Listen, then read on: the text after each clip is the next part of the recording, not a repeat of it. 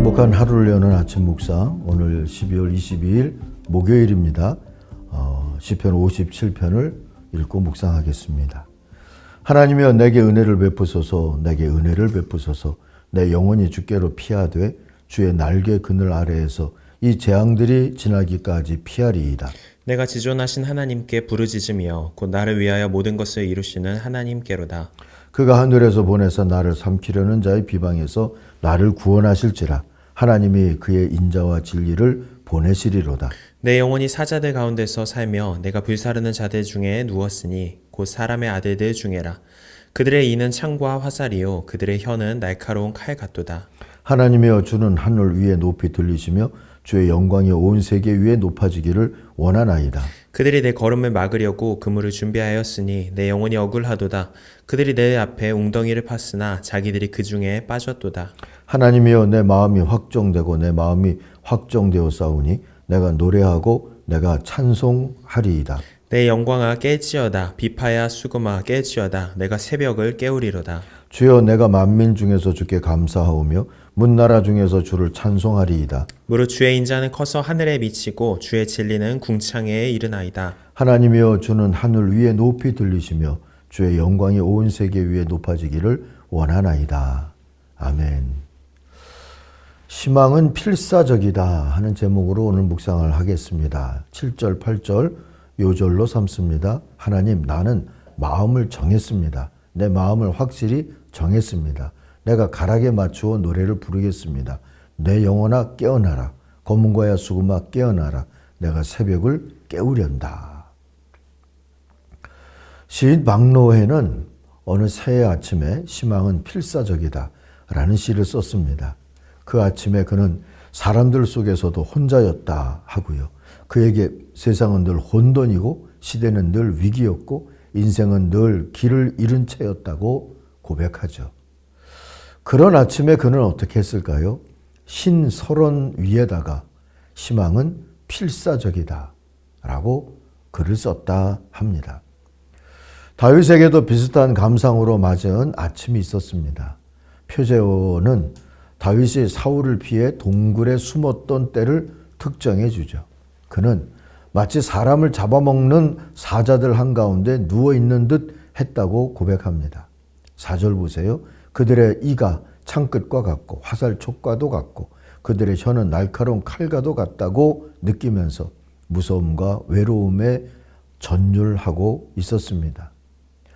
그러나 절망하고 말 수는 없었죠. 그는 하나님의 인자와 진리, 세번역은 사랑과 진실 이렇게 번역하는데요. 그 인자와 진리, 곧 사랑과 진실 앞에 섰습니다.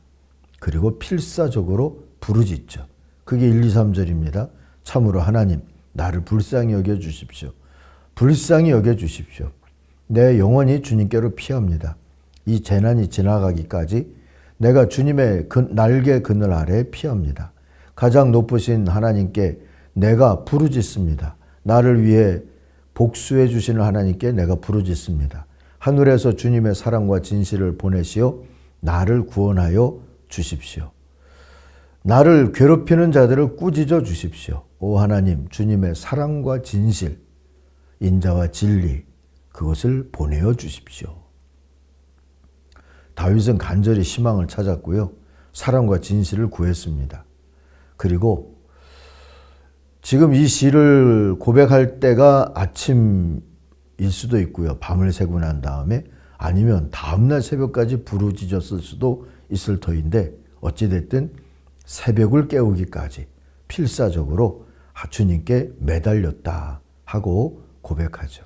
그리고 그 아침에는 소망의 사람이 되었습니다.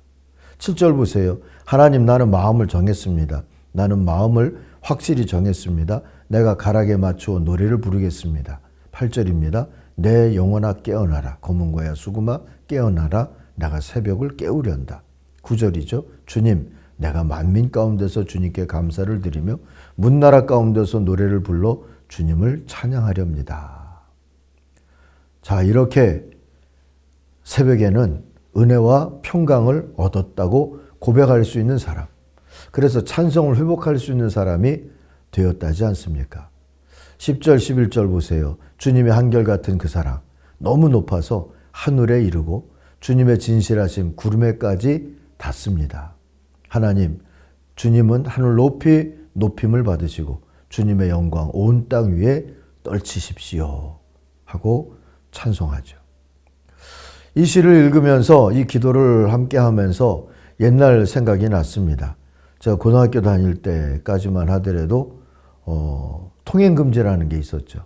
그래서 그때는 금요일 밤에 기도를 하면 철야 기도를 하곤 했어요. 새벽 기도까지 철야 기도를 했죠. 그래서 고등부도 종종 그렇게 했습니다. 마음이 맞는 친구들과 함께 밤을 새워서 기도하던 날들이 있었는데 두 목사님이 같은 그러나 아주 다른 반응을 보여주신 분이 기억이 나요. 한 분은 새벽 1시가 좀 넘어서였을까요? 아마 그날은 토요일 밤이 아니었나 싶은데 막 떠들면서 기도를 하니까 문을 벌컥 앞문을 여시더니 얘들아 잠 좀 자자 그러시더라고요. 그때 전도사님이었던 것 같은데 사택이 교회에 붙어 있었거든요. 근데 또 한 번은 좀 시간이 지나서 제가 대학 다닐 때였던 것 같은데 어쨌든 철야 기도를 하면서 밤새 장의자를 구르다시피 부르짖으며 기도한 적이 있어요. 이 강단 옆에 찬양대석이 있었는데 무릎을 꿇고 찬양대석에서 허리를 흔들면서 기도하다 보면 어느새 이 앞에 가 있곤 했어요. 쭉 이거를 따라서. 뭐가 그렇게 그때는 간절했는지 모르겠는데 어쨌든 그렇게 기도를 하고 새벽 기도를 시간이 되었는데 새로 오셨던 목사님이 제가 그때 고등학생이 맞긴 맞았던 것 같은데 기억에 대표 기도를 새벽 기도에 느닷없이 시키시더라고요. 그래서 새벽 기도 때 대표 기도를 해본 적이 있습니다. 무엇 기도했는지 내용은 잘 기억나지 않지만 어쨌든 그렇게 간절하게 기도하다 보니까 결국 신학교에 들어가서 앉아있게 됐고 목회자의 길을 걷게 된 것이 아닌가 싶어요. 우리 속담에 호랑이 굴에 들어가도 정신만 차리면 산다고 했던가요? 다윗이라면 이렇게 말했을 것 같지 않습니까? 사자들 한가운데 누워있더라도 필사적으로 하나님의 사랑과 진실을 구하면 산다 하고 말이죠.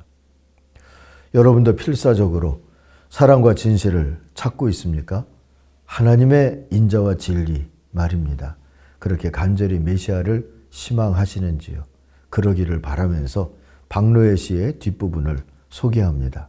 혼돈 속에서 새로운 혁명이 꿈틀거리고 위기 가운데 결정적 한 걸음이 전율치듯 열리고 길 찾는 사람의 간절한 발걸음이 새 길을 여는 것. 그러니 나는 다시 시작하리라. 이런 시대에 이런 세상에 나는 쓴다. 필사적으로. 인생은 필사적이다. 사랑은 필사적이다. 희망은 필사적이다. 우리 하나님 앞에 이렇게 기도하고 구하고 찾고 두드리면 하나님을 만나게 되는 귀한 역사가 있을 줄 믿습니다. 기도하십시다. 하나님 아버지, 오늘도 필사적인 희망과 기도를 하나님을 향하여서 아뢰고 있는 이들이 있습니까? 하나님 응답해 주시옵소서. 각자의 선교지 또 전도지에서 하나님을 바라다 보면서 새 희망을 찾고 있는 하나님의 사람들에게 희망의 은사를 허락하여 주옵소서. 주님께 맡기오며 예수님 이름으로 기도하옵나이다. 아멘. 하늘에 계신 우리 아버지, 아버지의 이름을 거룩하게 하시며 아버지의 나라가 오게 하시며 아버지의 뜻이 하늘에서와 같이 땅에서도 이루어지게 하소서.